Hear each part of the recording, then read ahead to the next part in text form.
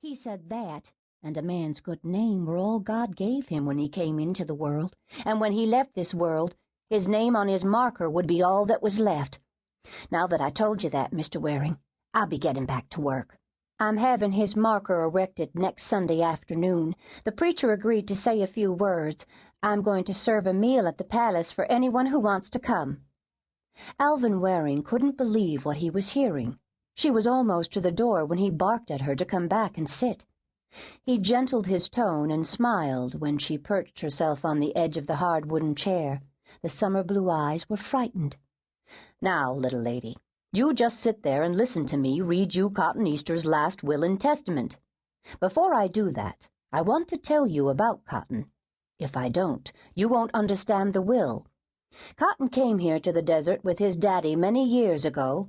He was just a small child at the time. His daddy was an educated man whose wife died before her time. With a small boy to raise, he decided to come here to seek his fortune, the way his own father had done. He was very successful, almost as successful as his father.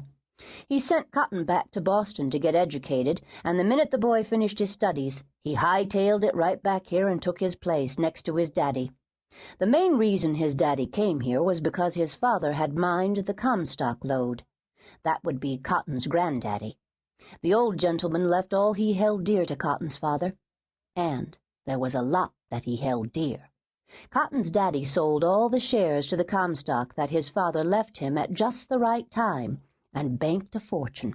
Sold high, $22,000 a share, and he owned thousands of shares. Cotton's daddy was a gambler and won acres and acres of land in poker games. He never touched that money. He struck it rich time and again.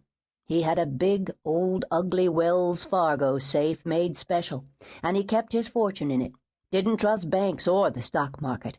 A wise man. He bought up half the desert for 50 cents an acre.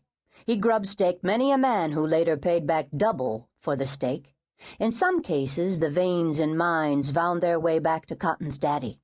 When he died, his estate went to Cotton, who didn't give a whit about the money.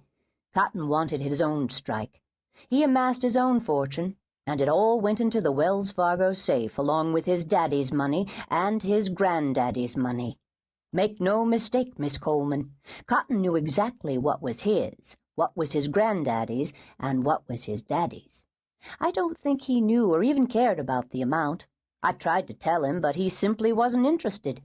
He wanted to be like all the other miners, spinning yarns and drinking rotgut, loving women on the run, gambling and hitting the mother lode. He craved respect, and you were the only person who gave it to him, Miss Coleman. He said you nursed him when he came down with pneumonia, and that you fed him when he was hungry. He said you washed his clothes once or twice and said you were, what he said was, you were, forgive me, a lusty bed partner. Sally blushed, but the summer blue eyes didn't waver. Cotton left all his holdings to you, Miss Coleman. Me? Now, why would he do a thing like that, Mr. Waring? Because you accepted him for who he was, and he said you respected him and asked his advice. He said nobody else, man or woman, ever asked for his advice. You followed it, too. That was important to Cotton.